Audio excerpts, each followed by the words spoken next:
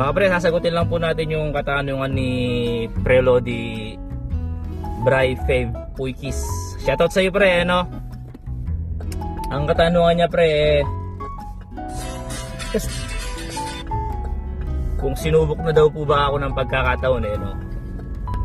Marami pre, saan po ba Prelodi ang ibig mong sabihin? Sa mentally, sa spiritually, sa physically?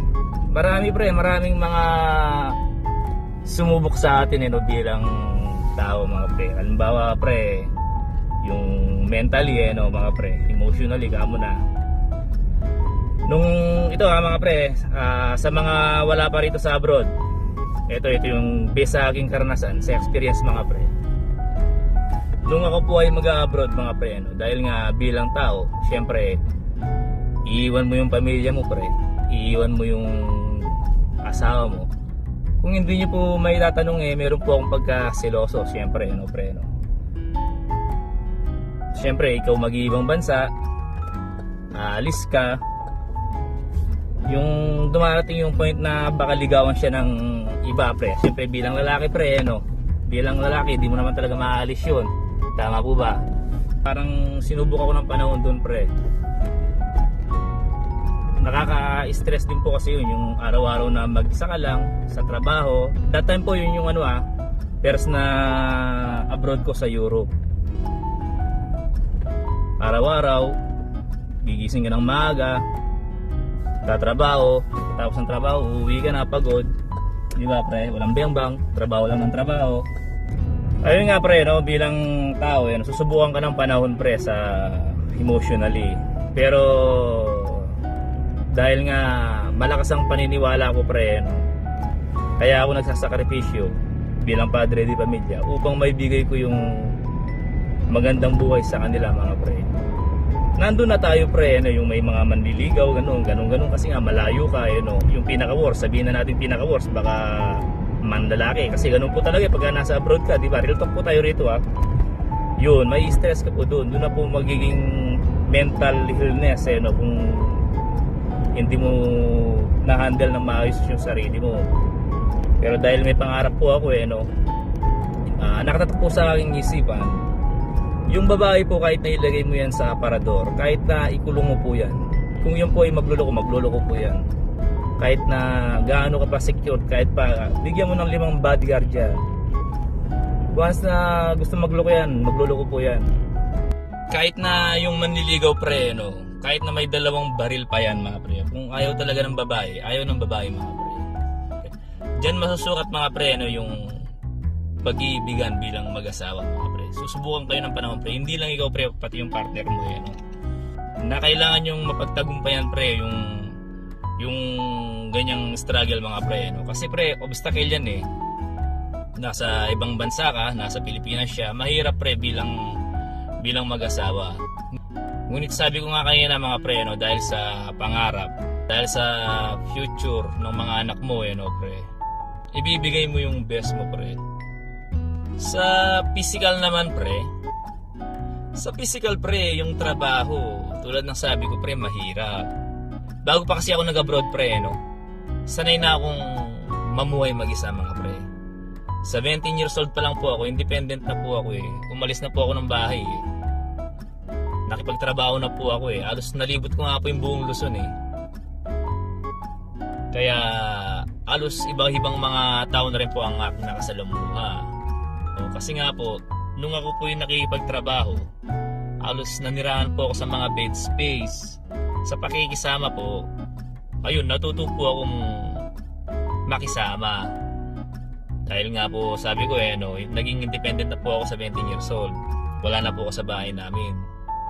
Kaya nung pagdating ko ng Canada pre, pangalawang abroad ko na to, hindi na ako masyadong nangapa pre, kasi alam ko na yung kalakaran, alam ko na kung saan ako pepiesto, alam ko na yung klima, alam mo yun kasi gaya na po ako ng Europe alam ko malamig sa Canada. At alam ko rin yung gagawin yung trabaho ay pagdidibon lang din. Pagdating ko po rito sa Canada, hindi naman po ako deboner kaagad Gumagawa lang po ako ng mga box maker po. After 1 year po, doon lang po ako nag-debone. Hanggang ngayon, deboner pa rin. Kaya nung nagkaroon po ako ng pagkakataon na mga ibang bansa, Yun nga po yung sa Europe no. Doon na pre, doon na. Nung nasa Europe na po ako no. Ayan na, iba po yung pakikisama na inyong gagawin no. Susubukan ka ng pagkakataon mga pre kung gaano ka ba katibay. Kasi alam naman po natin no, bilang Pilipino, ma-encounter mo po yung mga toxic na mga tao, ma-encounter mo po yung mga pagiging crab mentality no, yung mga jealousy no. Dahil nga po sanay ako sa ganung environment no. Sanay po kasi akong mamuhay mag-isa. Kasi sabi nga po naging lagalag po ako Kasi nga po halos 5 taon ako sa Monterrey. So palipat-lipat po ako ng outlet gaya po ng Angeles Nepo Mall, galing po ako dyan, Robinson Bigar, SM Pampanga, SM Manila, SM Fairview, Antipolo, Ortigas, saan pa ba? Sa Kasingkeri, sa Mandaluyong. Halos nalibot ko po yung NCR no, bilang isang butcher.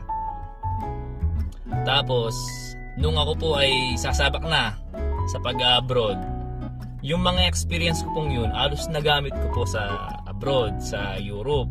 Yung first na abroad ko po, yun yung napagdaanan kong mahirap.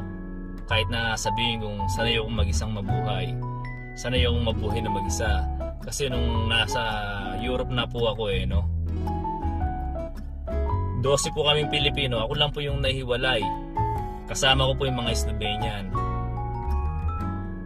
Dumating po yung punto na isang linggo pa lang ay ayaw na ako. Uuwi na nga po ako nagpaalam na po ako uuwi na po ako ng Pilipinas kako, ayoko na kako. Kasi nga po no, meron pong language barrier. That time po kasi bilang Pilipino, tapos mga Slovenian ng mga kasama ko, ibang salita po hindi po siya English country doon. Meron po silang sariling lingwahe. Tapos aatakihin ka pa ng lungkot, aatakihin ka pa ng homesick. Alam mo yun pre, mahirap. Parang isang pack na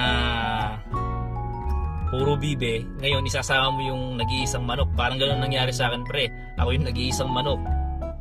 Ang hirap ng sitwasyon pre no.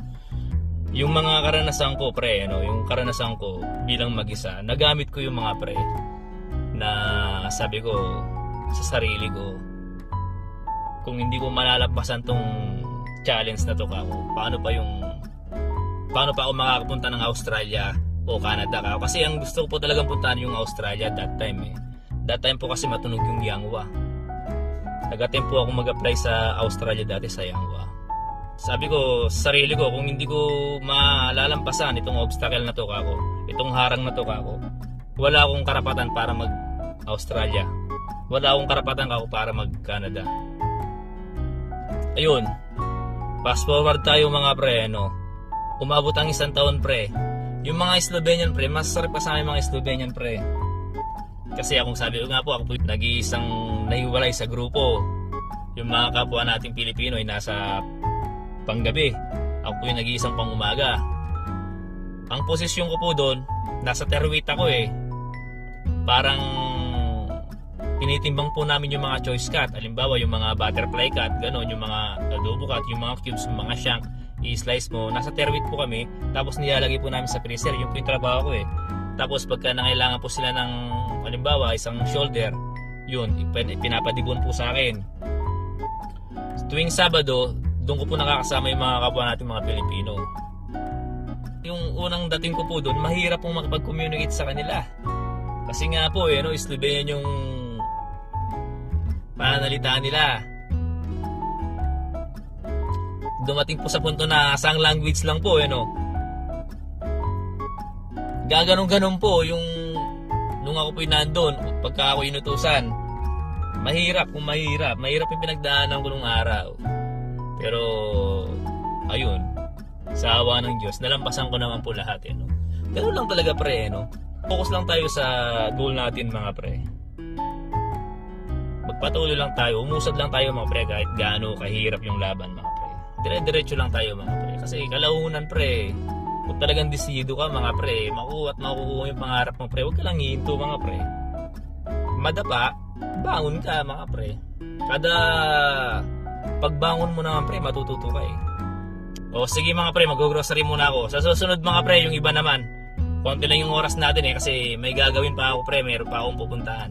O sa susunod po tayo magkwentuhan ha. Bye bye po. Ingat po tayo palagi and God bless.